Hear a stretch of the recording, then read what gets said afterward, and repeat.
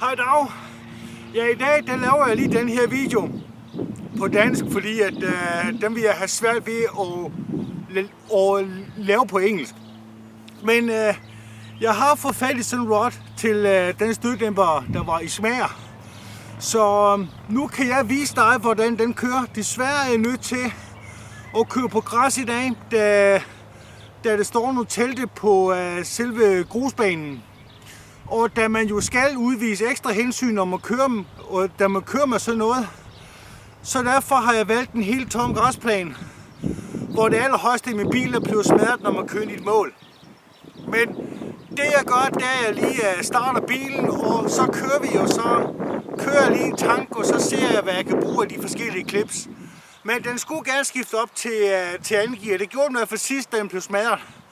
Så jeg går lige i gang med at starte den.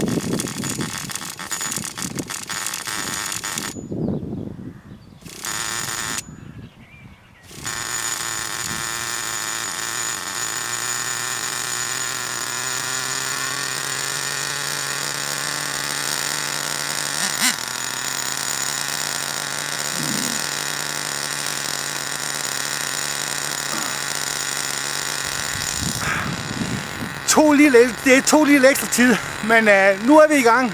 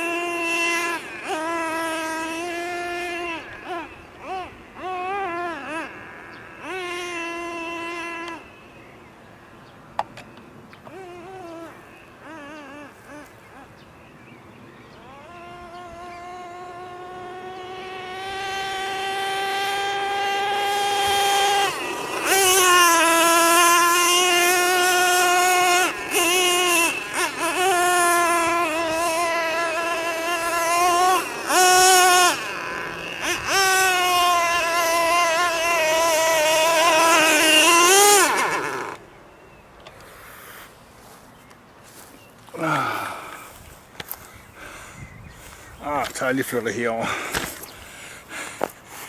Ja, det var så lige slut på den tank, og så vil jeg sige rigtig mange tak for, at du lige har valgt at kigge med, og jeg har så set, at en forhjul, det kommer så op som om, hvis du gjorde til en brushless, så jeg skal nok også lige have købt nogle nye sutter til den, når jeg sådan lige får råd til det.